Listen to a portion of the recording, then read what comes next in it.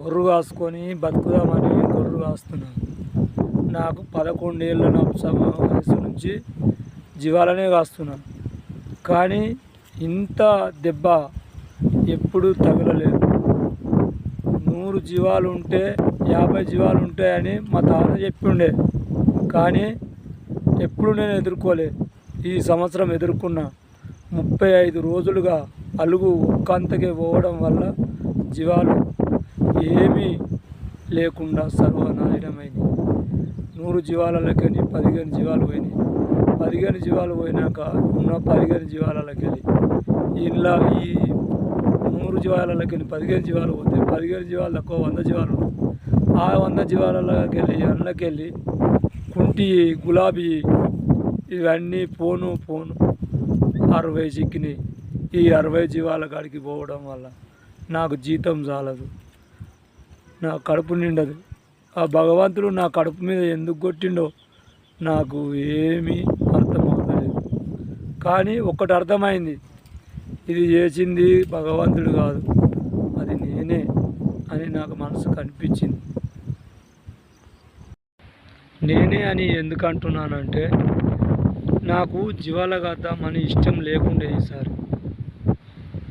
కానీ జీవాలు కాయకుండా నేను ఇంకా ఏది చేసినా ఏమి చేయలేను కాబట్టి, ఈ జీవాలతోనే బతుకుతురువు కాబట్టి జీవాలు కాద్దామనుకొని మనసు చంపుకొని అయినా జీవాలను కాసిన. ఈసారి నాకు మనసుకు నచ్చలే, జీవాలతో బాగుపడతానని అనిపించలే. అందుకే నేను కాయని అనుకున్నా. అయినా మళ్ళీ వేరే పని చేయలేను కాబట్టి, వేరే పని నాకు రాదు కాబట్టి నేను జీవాలే కాద్దామని మళ్ళీ ఆలోచించుకొని మళ్ళీ ఇదే పనిగా నేను నా నృత్యం ఉపయోగిస్తుంటే దాంట్లో ఆ భగవంతునికి నచ్చక ఇట్లా మా తాత చెప్పినుండే కానివ్వండి మల్లయ్య, ఏమి అంటే 50 జీవాలు 100 జీవాలు ఉంటే కాలం వెళ్ళే వరకల్లా 50 జీవాలు పోతాయి తాత, ఆ 50 జీవాలు మాత్రమే మనవి అని చెప్తుండే.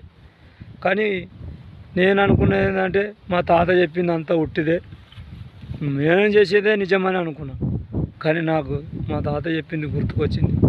మా మామ కూడా అంటుండే, పెదకుర్మ కొమరయ్య అని ఏమంటుండే, అరే నీ కష్టం నీ చేసుకుంటే నిన్ను ఎవ్వడు ఏం చేయరా అని అంటుండే. కానీ నేను ఇల్లే మా మామ మాట. ఈయనక ఆగమైనాక ఇప్పుడు లెక్కితే నా చేతిలో ఏం లేదు.